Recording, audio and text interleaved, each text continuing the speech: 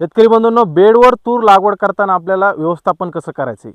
काल आपण जी तुरीची व्हिडिओ टाकली त्याच्यामध्ये आपण तुरीची बेड कसे काढायचे आणि त्याचं योग्य अंतर कसं काय ठेवायचे याच्याबद्दल माहिती दिली होती. पण शेतकरी बंधूंना काही प्रश्न पडले की बेडवर तूर लागवड करताना तण व्यवस्थापन कसं करायचं, आणि जो की खरंच महत्त्वाचा प्रश्न आहे की बेडवर तूर लागवड केल्यावर तण व्यवस्थापन करणं खूप गरजेचं आहे. आणि दुसरा प्रश्न हा होता की खत कसं टाकायचं, कारण की आपण ट्रॅक्टरने जर पेरणी केली तर आपल्याला बी आणि खत दोन्ही सोबत पडतं, पण बेडवर तूर लागवड करताना खत व्यवस्थापन करताना जरा वेगळी पद्धत वापरावी लागते. तर संपूर्ण माहिती तुम्हाला व्हिडिओमध्ये सांगणार आहे. व्हिडिओ नक्की शेवटपर्यंत पहा आणि सर्वात आधी आपल्या चॅनलला सबस्क्राईब आणि फॉलो करायला विसरू नका, जेणेकरून अशा शेतीविषयक माहिती तुम्हाला सर्वात आधी मिळून जातील. नमस्कार, मी ऋषी मोठे पाटील आणि तुम्ही पाहतात ॲग्री सरकार. आता शेतकरी बंधूंनो, काल आपण जी व्हिडिओ बनवली होती त्याच्यामध्ये आपण सलग 4 फुटाचे किंवा 4.5 फुटाची जी बेड कशी काढायची ते सांगितलं, त्याचं अंतर कसं ठेवायचं ते सांगितलं. तुम्ही जर ती व्हिडिओ पाहिली नसेल तर ती पाहून घ्या. त्या पद्धतीने बेडचं नियोजन काय करायचं तुम्हाला कळायचं.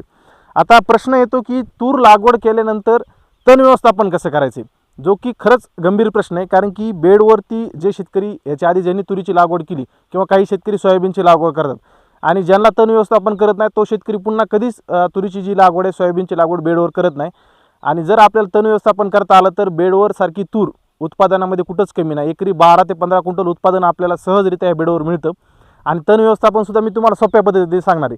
तुम्ही दोन्ही प्रकारे तण व्यवस्थापन करायचे आणि पुन्हा तुमच्या जे तुरीमधलं रुंद पानाचं गवतवर्गीय 3 तण असेल किंवा लवाळा असेल, काँग्रेस गवत असेल, सर्वच जाणार आहे. तर आपण बघूयात की तुरीचं तण व्यवस्थापन कसं करायचं. तर सर्वात आधी तुम्हाला लक्षात गोष्ट घ्यायची की आता 15 दिवसांनी काय असेल ते जवळपास सगळे शेतकरी तुरीची लागवड करणार आहेत. तर अशा वेळेस काय करायचे, तूर लागवड करून आपली झाली म्हणजे आज तुम्ही तूर टोकली त्याच्यानंतर 48 तास असेल किंवा 72 तासात असेल आपल्याला उगवण पूर्व तणनाशक वापरायचे. मग तुम्ही तुरीमध्ये आंतरपीक तुमचं कोणतंही असू द्या, सोयाबीन असू द्या, उडीद असू द्या, मूग असू द्या, तुरीसोबत तर तरीसुद्धा तुम्हाला हे तणनाशक जमतं. त्याचं नाव आहे पेंडीमिथिलीन 38.7% CS. आपल्याला 30% पेंडीमिथिलीन जे जुन्या जनरेशनचं आहे ते वापरायचं नाही. आता बाजारामध्ये नवीन जनरेशनचं तणनाशक आलं, त्याचं नाव आहे पेंडीमिथिलीन 38% CS. आता हेच आपल्याला वापरायचं आहे. आता हे वापरताना कसं कसं नियोजन करायचं हे बघा जरा. आता तूर लागवड करून आज समजा आपली जर झाली, तूर लागवड केल्यानंतर 72 तासाच्या आतमध्ये आपल्याला हे तणनाशक वापरायचे. तणनाशक वापरताना आपल्याला जमिनीमध्ये ओल पाहिजे. आता ह्याचं प्रमाण कसं ठेवायचं ते तुम्हाला सांगतो. तर 700 ml ची ती बॉटल येते, साधारण 400, 450, 500 रुपयाला येते. किंमत तुमच्या इथे जी स्वस्त पडेल ती घ्या, कंपनीचं काय घेणं नाही. त्यातला घटक महत्त्वाचा आपल्याला पेंडीमिथिलीन 38.7% CS. बाजारामध्ये तुम्हाला UPL कंपनीचं दोस्त सुपर आहे, टाटाचं सुद्धा भेटतं, त्याच्यानंतर BSFचं स्टॉम्प एक्स्ट्रा, असे 2-3 नावं सांगितली मी तुम्हाला. कुठलं जे भेटतं चांगलं घ्या. आता तुम्हाला किंमतही सांगितलं, कोणचं तणनाशक वापरायचं तेही सांगितलं, उगवण पूर्व. आता हे वापरताना प्रमाण काय ठेवायचं, 700 ml ची बॉटल येते, ही तुम्हाला 150 लिटर पाण्यामध्ये मिक्स करायची. 150 लिटर पाणी घ्यायचं. मग तुम्हाला 150 लिटर पाणी तुम्ही चार्जिंगचे 10 पंप फवारायचे. तर कमी फवारायचे नाही, तर कमी जर फवारता रिझल्ट येत नाही. पूर्ण रानावर आपल्याला 150 लिटर पाणी फवारायचे 700 ml बॉटलमध्ये मिक्स करून. तर असं जर केलं तर आपल्याला पुढचे 30 दिवसापर्यंत तुमच्या तुरीमध्ये कुठल्याही प्रकारचं तण येणार नाही. मग तुमच्या तुरीमध्ये तुम्ही सोयाबीन असू द्या, उडीद असू द्या, आंतरपीक कुठलंही असलं तरी सुद्धा चालतं.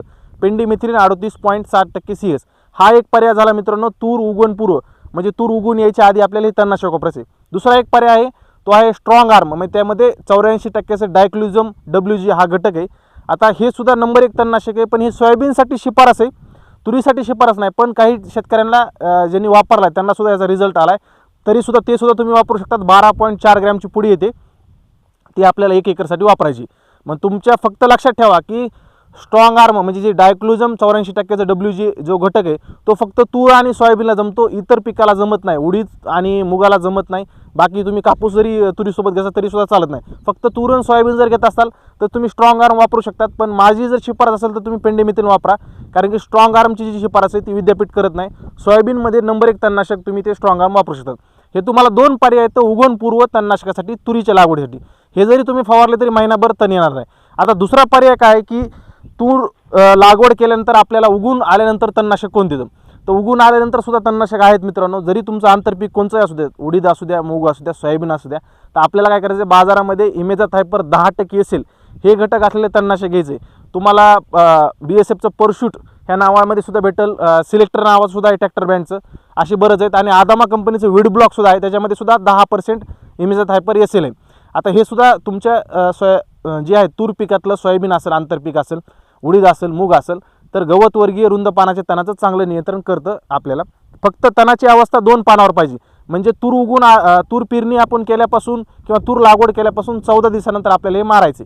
तसं तर 7 दिवसानंतर जमतं, पण 14 दिवसानंतर मारा. तरीसुद्धा चांगल्या प्रकारचं तणनाशक तुम्ही ह्याचा वापर करू शकतात. आता हे सुद्धा 150 लिटर पाण्यामध्येच तुम्हाला औषध जे आहे ते मिक्स करून फवारणी करायची आहे पूर्ण प्लॉटला. अशा प्रकारे तुम्ही तुरीचं तण व्यवस्थापन करू शकता. ह्याच्या व्यतिरिक्त काही नाही. अजून एक पर्याय उगवण नंतर आहे, म्हणजे उगवण पश्चात तूर उगवून आल्यानंतर अजून एक चांगला पर्याय, तो फक्त तूर आणि सोयाबीनसाठी. जसं तुम्हाला मी उगवण पूर्व तूर आणि सोयाबीनसाठी स्ट्रॉंग आर्म सांगितलं, तसं अजून उगवण पश्चात तूर आणि सोयाबीनसाठी चांगला पर्याय तो आहे की BSF कंपनीचं ओडिसी. त्याच्यामध्ये इमेझोथायपर 35% आणि इमेझोमॉक्स 35% WG ह्या फॉर्ममध्ये एक तणनाशक येतं उगवण झाल्यानंतर तुरीची आणि सोयाबीनची. हे सुद्धा चांगल्या प्रकारे तणाचं व्यवस्थापन करू शकतं. 300 ml आणि त्याच्यामध्ये एक लिक्विड येतं 300 ml आणि 40 ग्रॅमची पुडी येते. ते तुम्ही मिक्स करून एका एकरसाठी 150 लिटरच्या पाण्यामध्ये वापरून फवारणी करू शकतात. अशा प्रकारे तुरीचं व्यवस्थापन, तण व्यवस्थापन जर केलं तर आपल्याला तुरीच्या पुन्हा तुम्हाला मजूर लावायची गरज पडणार नाही आणि खुरपणीसुद्धा गरज पडणार नाही. अशा प्रकारे तुम्ही नियोजन करू शकता तुरीचं तण व्यवस्थापनाचं. आता दुसरा प्रश्न शेतकऱ्यांना पडला की खत व्यवस्थापन कसं करायचं. आता तुरीची लागवड आपण बेडवर केल्यानंतर प्रश्न खरंच पडतो की तुरीचं खत व्यवस्थापन कसं करायचं. तर सोपी पद्धत तुम्हाला सांगतो. जर तुम्ही बेड काढले नसतील तर तुम्हाला मोकळ्या रानामध्ये सिंगल सुपर फॉस्फेटच्या एकरी 3 बॅगा टाकायच्यात. एकरी 3 बॅगा तुम्ही डायरेक्ट टाकून घ्यायच्यात मोकळ्या रानामध्ये, अशा पाटीमध्ये टाकून असं इसकाटून घ्यायचं आणि नंतर डायरेक्ट तुम्ही बेड काढले तरीसुद्धा चालतील. ही एक पद्धत झाली मित्रांनो बेड काढायच्या आधी. आता दुसरी एक पद्धत काय की तूर उगून आल्यानंतर 30 दिवसांनी आपल्याला खत द्यायचं आहे, पहिला डोस द्यायचा आहे. त्यावेळेस खत देताना आपल्याला काय करायचं आहे, ज्या दिवशी वातावरण रिमझिम पावसाचं असेल, सकाळपासूनच कधी कधी रिमझिम पाऊस असतो, तर भुरभुरी चालू असेल तर अशा वेळेस आपल्याला खत जर टाकलं तर लगेच ते चिटकतं. तुम्ही असं वरून बेडवर जे आहे ते मोकळं खत असं टाकू शकतात. त्यावेळेस सुद्धा तुम्ही सिंगल सुपर फॉस्फेटच वापरायचं आहे किंवा 10-26-26 वापरू शकतात तुरीसाठी. सोयाबीनला गरज नाही टाकायची वरून खत, तुम्ही डायरेक्ट फवारणीद्वारे नियोजन करू शकतात किंवा लागवडीच्या आधीच मोकळ्या रानामध्ये टाकू शकतात. अशा प्रकारे तण व्यवस्थापन तुम्हाला करता येतं.